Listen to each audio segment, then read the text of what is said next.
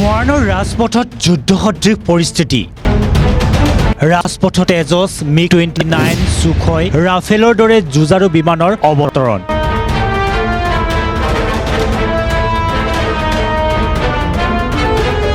মৰাণৰ ৰাজপথত অৱতৰণ কৰিলে যুঁজাৰু বিমান।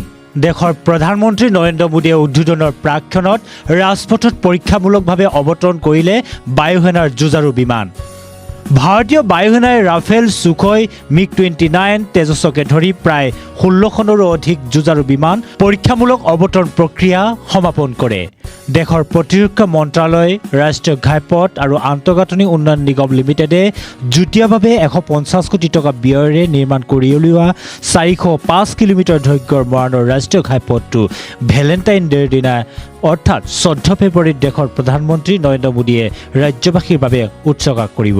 এই ৰাষ্ট্ৰীয় ঘাইপথটো অত্যাধুনিক ট্ৰেফিক কণ্ট্ৰল টাৱাৰ আৰু যুঁজাৰু বিমান অৱতৰণৰ ব্যৱস্থা কৰিছে। জৰুৰীকালীন অৱস্থাত বা প্ৰাকৃতিক দুৰ্যোগৰ সময়ত বায়ুসেনাৰ কাম কাজ সুচল কৰি তোলাৰ লক্ষ্যৰে নিৰ্মাণ কৰা এই ঐতিহাসিক প্ৰকল্পই মৰাণ তথা উজনি অসমৰ সামৰিক কৌশলগতৰ গুৰুত্ব যথেষ্ট বৃদ্ধি কৰিব। উল্লেখ্য যে 14 ফেব্ৰুৱাৰীত প্ৰধানমন্ত্ৰী নৰেন্দ্ৰ মোদীয়ে নতুন দিল্লীৰ পৰা 7:15 বজাত বিশেষ বিমানেৰে উৰা মাৰিব।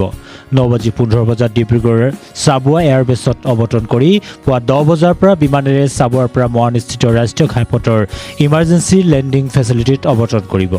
এটা সৰু মঞ্চৰ পৰাই প্ৰধানমন্ত্ৰী নৰেন্দ্ৰ মোদীয়ে উপভোগ কৰিব 30 মিনিটৰ এয়াৰ শ্ব', য'ত ভাৰতীয় বায়ুসেনাই ৰাফেল সুখয় MiG-29 তেজছকে ধৰি প্ৰায় 16খনৰো অধিক যুঁজাৰু বিমানৰ লগতে C-130J, AN-32ৰ দৰে পৰিবহণ বিমান অৱতৰণ প্ৰক্ৰিয়া প্ৰদৰ্শন কৰিব।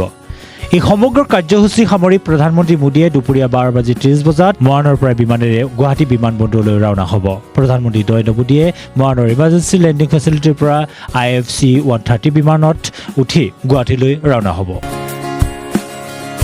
News desk report, Sayan on.